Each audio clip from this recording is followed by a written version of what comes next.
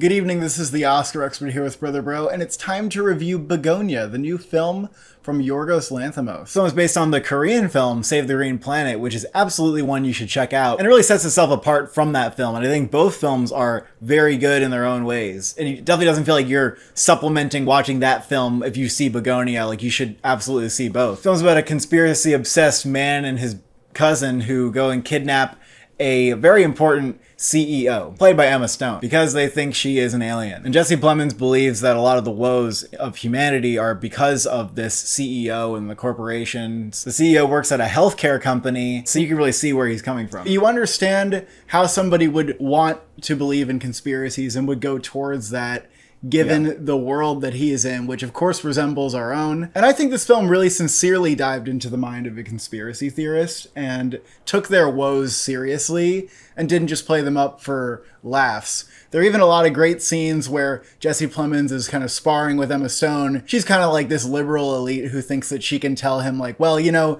you're actually just getting sucked down rabbit holes, and like this stuff just does not work on him in the way that I think that it would in reality.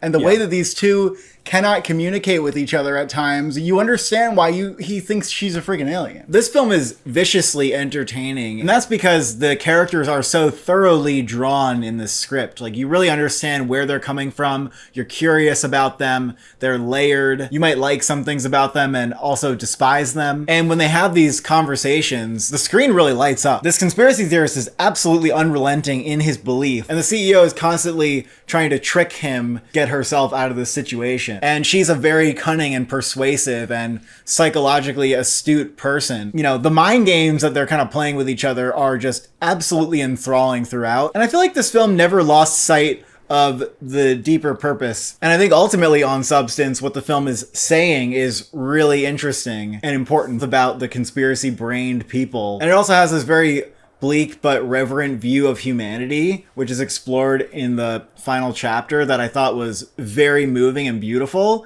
I didn't expect that sort of poetry to come out of this film necessarily. That said, I don't think all of it works perfectly, and there is some muddying of the waters going on here with the CEO character and what she represents and like how that changes throughout the film, that I still find is a little bit confusing, and I wish it was a little more tidy. But I think I'm able to see what the film's going for overall, and I do think it works very well. I think the two leads here are just so well written, and I love how underneath it, it's always about Jesse Plemons' character's faith in humanity and their ability to be saved, his ability to save his brother. Whether or not the planet is truly at stake, his belief in the world certainly is. Every scene with Emma Stone and Jesse Plemons across from each other is just a real treat. These two actors are at the peak of their powers. It's probably my favorite Jesse Plemons performance to date. Yeah. He's spectacular in this. He and Emma Stone absolutely devour these roles, and I especially think I'm coming away with this film thinking Jesse Plemons is like one of the best performances of the year. Emma Stone's equally great, but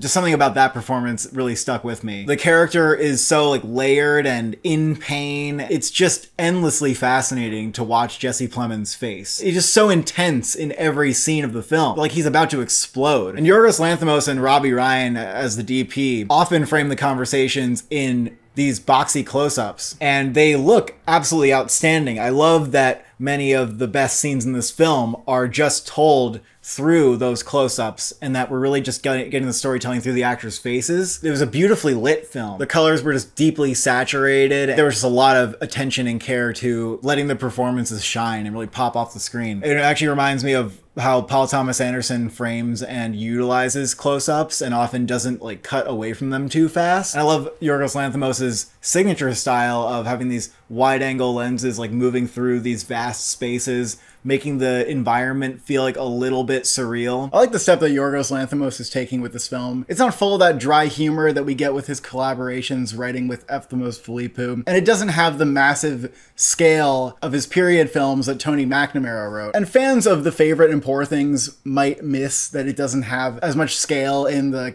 production design, costumes, whatever, but I loved the containment here. I loved that it was actor focused. Yeah, it's kind of a chamber piece where it's really taking place in this conspiracy theorist's house. When the ending hit, I was a little confused as to how to interpret all of that. I kind of came around and quite like what the ending is now, kind of based on my interpretation of it, and I don't really know if that's how it's supposed to be. Maybe that's okay for me to have my own interpretation of that. I feel like that's going to be different for everybody. I really loved how this film was edited, and especially in the setup of the film where you're getting to know the characters and there's cross-cutting between Jesse Plemons and Emma Stone and the environments in which they inhabit. Like, it was just such a brilliant way to build the foundation on these are the two pillars we're exploring. They clash, they contradict each other, they live in absolutely separate worlds, almost like it's building a picture of two separate Americas or classes. And I love how the production design made this contrast between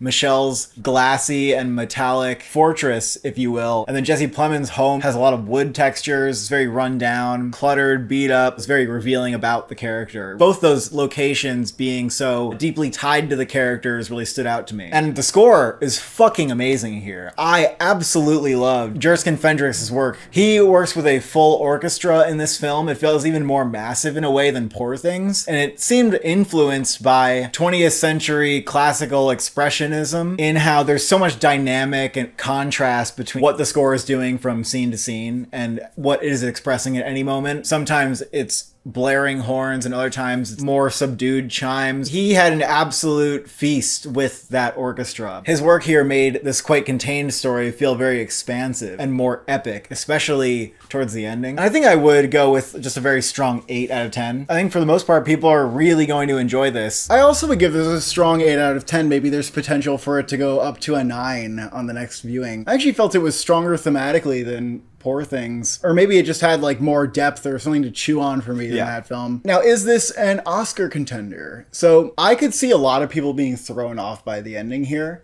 I've seen some people call it one of his most accessible films. I don't see it as being more accessible than Poor Things or The Favorite. The characters can be quite bold and unlikable at times. I love this about the movie, but there's not somebody to root for exactly, like in the way there was in Poor Things. Yeah, I'm not going to call it a crowd pleaser, whereas I felt like Poor Things was a crowd pleaser. It also just seems very conflicted about humanity and whether it is the whole human experiment is worth it in general. You know, that's not exactly like the easiest theme to ingest for some audiences. You could read it as quite cynical. But it is timely, and it certainly reflects our world and like the disconnect that there is between CEOs and the underclass. I think the screenplay absolutely deserves a nomination, and I currently have that predicted. Emma Stone and Jesse Plemons are more than worthy of lead acting nominations. Emma Stone probably has a better shot because she's just an Academy darling at this point, and her category is much less crowded, whereas Jesse Plemons is a crowded field. Actually, I don't think that Best Actor is that crowded anymore. It is crowded. I don't think so. It is crowded. You have Wagner Moura in, just so you know. Yeah, and I don't know if I should have George Clooney in. I don't know if I should have Ethan Hawke in. Some of those could easily drop off. I'm saying I have like 7 or 8 people that I think are pretty strong. But they're all in non-Best Picture films. I have Jesse Plemons at 8 or 9. That's what I'm saying. I have Emma Stone at 4. I think it just depends on how well Bugonia does in general, whether Plemons is nominated.